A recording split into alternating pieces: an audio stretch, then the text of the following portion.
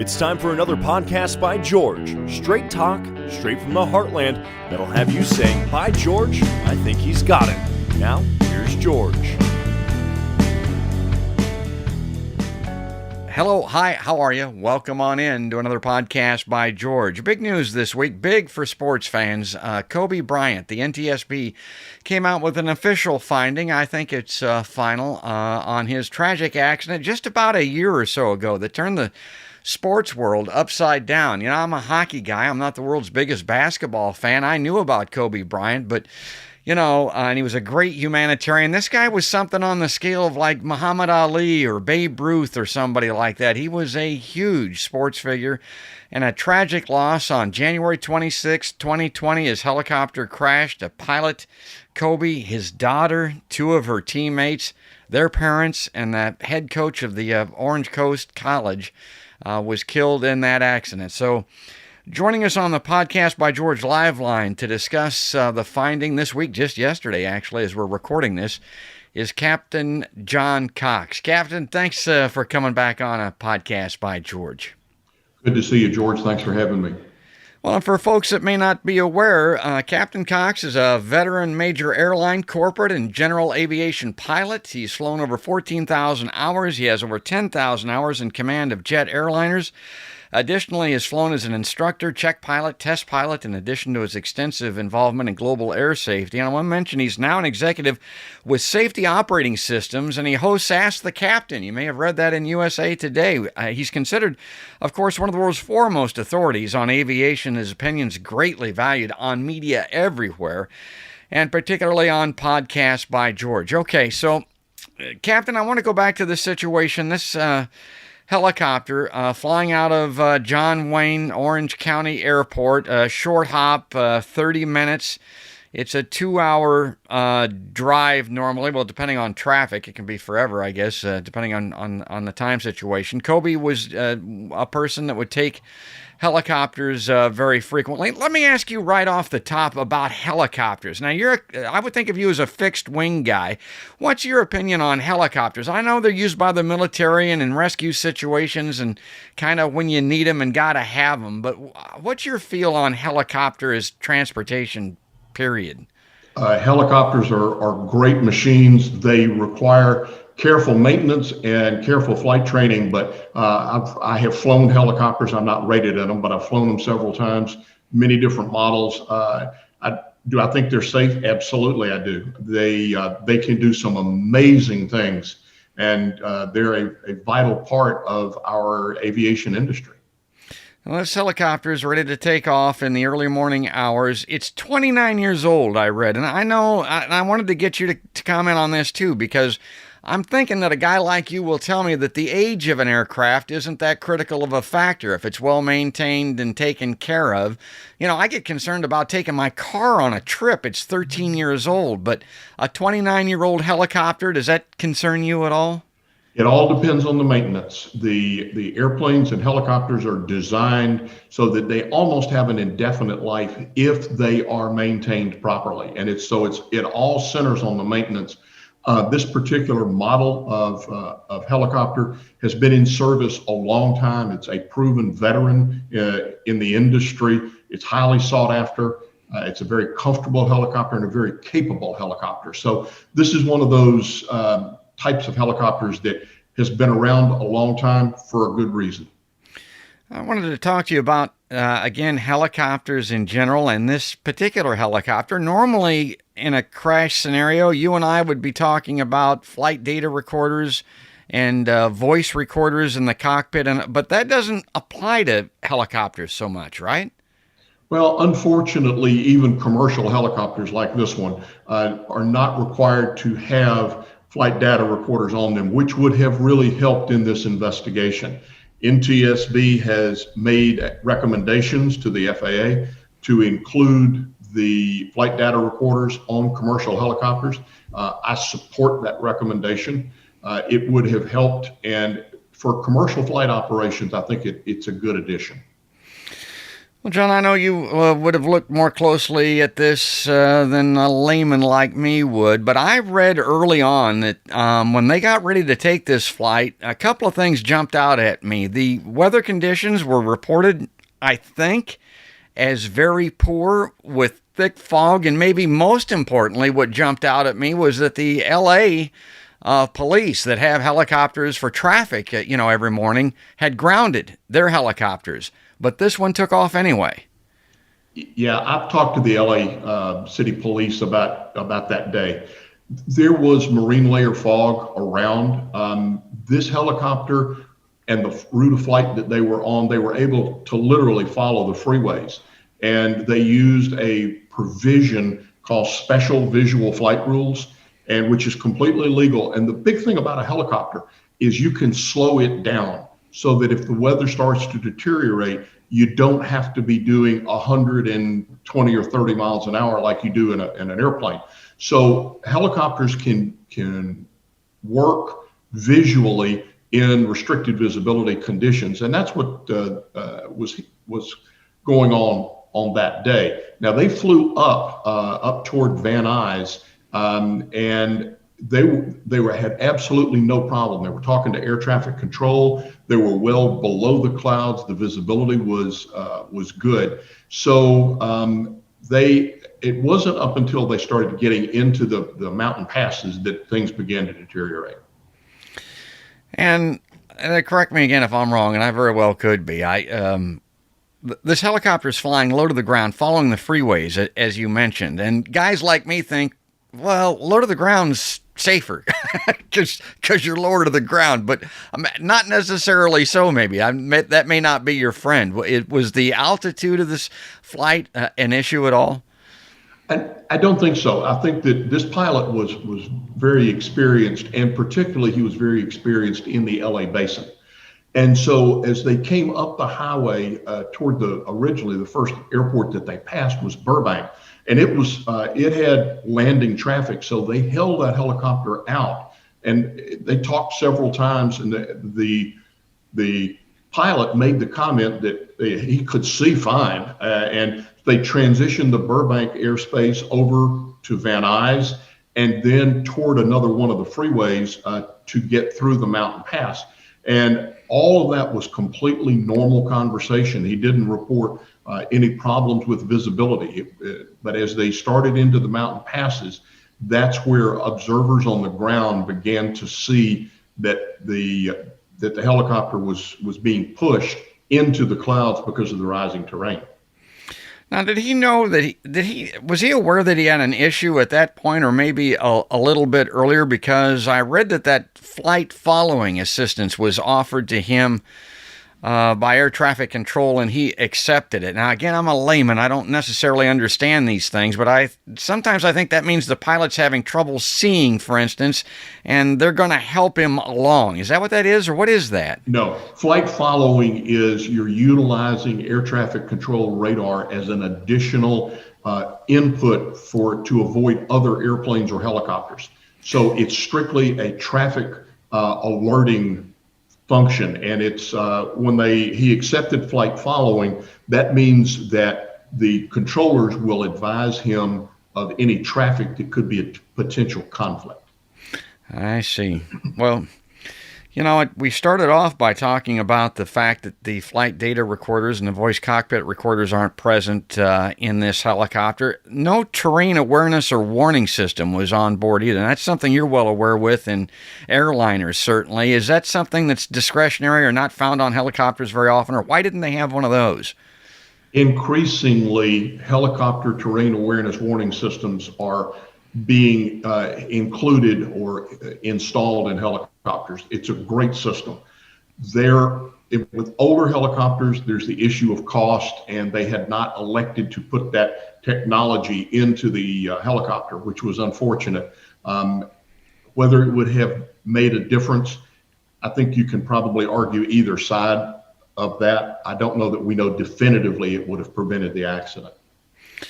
And I'm reading along here trying to follow this. This pilot is flying VFR. He's visual. He's navigating by what he's seeing. This fog layer is up ahead. Maybe he can see what he's getting into. Can these pilots transition from visual flying to instrument flying on the go? Would that have been an option for him, or once he decided to stay or to go VFR, he was pretty much stuck with that? It's a little interesting in that the helicopter was rated for instrument conditions, in other words, to fly in the clouds. The pilot was rated to fly in the clouds. He was instrument rated. The operator that owned the aircraft or managed the helicopter did not have the appropriate authority from the FAA to conduct instrument flight. So although the helicopter was qualified and the pilot was qualified, the operator was not. And that restricted the pilot into what kind of flying he could do. So as he got into the clouds, which he should not have been, but as he got into the clouds, and he told air traffic control he was going to climb to on top. And so there is this transition that's required to go from visually flying the airplane to flying it exclusively by reference to instruments. And in helicopters, that can be a challenging transition. Sadly, he also made the determination that he needed to turn around. He might have made that decision a bit earlier and we would not have had this tragedy. But so he was doing two things at once. He was attempting to climb and turn, and your inner ear, which is how you determine what right side up is, can get very confused in those conditions. It's known as spatial disorientation or vertigo. And unfortunately, this pilot fell prey to that. And when he thought he was climbing, in fact, he was in an increasing left turn and the helicopter was actually descending. And based on his speed and where he was at and his altitude, was it pretty much over with at that point? What I'm thinking about is if he's losing his visual reference points and if he's suffering from the spatial disorientation, as they describe it, wouldn't you immediately snap to your instrument panel and look for an indicator that would show you whether or not you're level, whether or not you're turning? Because he thought he was going up, but he was actually going down and turning left, or what was that all about? Yeah, it's your inner ear is telling you one thing and your eyes are telling you something else. So it is a condition that all instrument rated pilots face, and you have to be able to deal with it. But that feeling that you're climbing when in fact you're in an increasing turn, the G load on your seat is increasing, can be very, very deceptive. Unfortunately, we see this type of accident all too frequently. But as the turn tightened and the G load, the being pressed into the seat increased, and his inner ear is telling him he's climbing, but in fact, once you get either a helicopter or an airplane in this increasing bank, they tend to descend very rapidly, and sadly, that's what happened here. You know, I was looking at it and I thought to myself, okay, this guy is he's a helicopter pilot local there. He's kind of the favorite pilot of Kobe Bryant. Kobe wants to make this trip.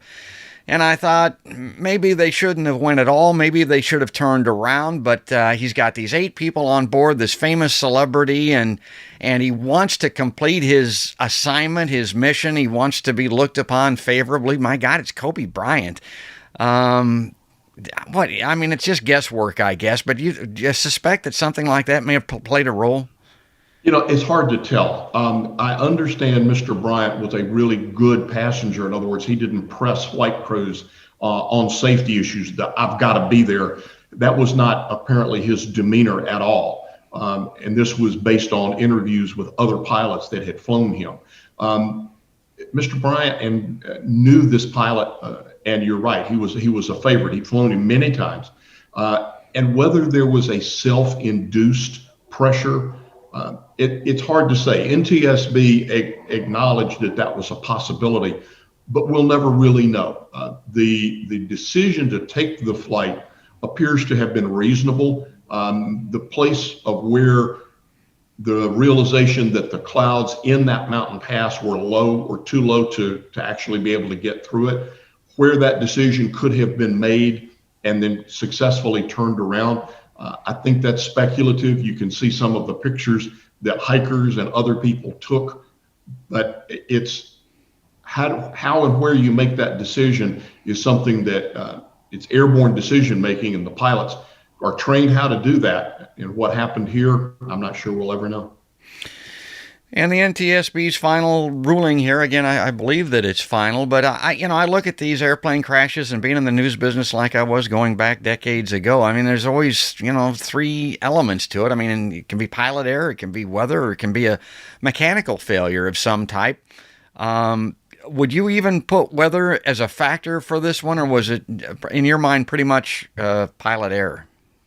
Oh, I think clearly the weather played a part of it. It was a contributing factor. If it had been a clear day, that we wouldn't be having this discussion. So I think clearly the weather is a contributing factor. As far as causal factors, this is a loss of control in flight due to spatial disorientation. I mean, it is sadly an accident type that we see with some frequency. And maybe my last question, John, with these rulings, and I follow these stories, when the NTSB offers up an edict, it's kind of like a lesson learned, and there's usually a recommendation to prevent it from happening again. That's one of the reasons they have such extensive investigations, spend so much time and money, why people like you have made careers out of this, is to try to prevent it from happening again. Is there anything as a result of this tragedy that could prevent it from happening to somebody else, or is this just aviation? No, it's not just aviation. There are lessons to be learned here. I think that if the operator had a fully functional safety management system, it may very well have said, you probably want to put a second pilot in that helicopter for this trip, because the weather was low and it was going to be very challenging in very congested airspace. Those sorts of things that an NTSB recommended that, and has made recommendations to the FAA that a safety management system be required for commercial helicopter operations like it is for the airlines. So I think that would have been beneficial.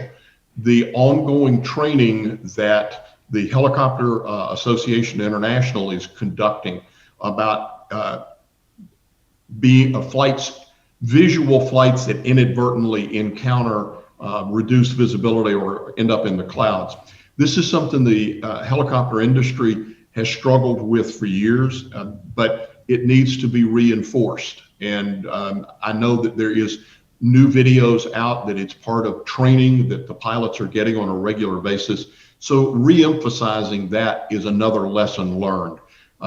And to make sure that the operators, in fact, if they have instrument rated helicopters and pilots, that they have the authorization to use that, so that you don't force somebody to be flying at low altitude in marginal weather because of a certification issue that the operator could have fixed. And I'm still a little confused on that. And you mentioned it. Why would that prevent him from flying instrument just because his operator didn't have that permit? It's just a technicality, or what is that? The FAA has restrictions, or when they license an operator, they license them for certain types of flight. And this operator was restricted to visual flight only. So they could have had instrument flight, but they did not. And so it's up to the operator to apply to the FAA for that certification. And I would hope going forward that more operators would utilize a helicopter as sophisticated as this one was, and a pilot as well trained as this one was, to increase the margin of safety in difficult meteorological conditions, or meteorological conditions with restricted visibility. Well, we're going to leave it there. And what I would say, as I mentioned, the early part of your career was in the cockpit as a pilot. The latter part of your career here is involved with safety and analyzing these tragedies. And as far as celebrity is concerned, there have been a lot of them through the years with musicians and actors and actresses. But as far as a sports figure is concerned, this is a big one. What's kind of your final sense or word here? How would you like to close out this podcast? I think this is a tragedy on a very large scale. It clearly affected literally millions of people. Mr. Bryant, from everything that I have read about him, was a remarkable individual in many, many, many ways, both on and off the basketball court. So I think the world lost a very notable figure. But I'm very saddened by it. I think the aviation industry needs to take this lesson. It will be an accident that will be talked about and studied for decades to come because of the notoriety of who was on board. So let's get the best lessons that we can out of it and do everything we can to prevent a tragedy like this from happening again. I got that's well said. Thanks again, Captain Cox. Thanks for coming on a podcast by George. My pleasure, George.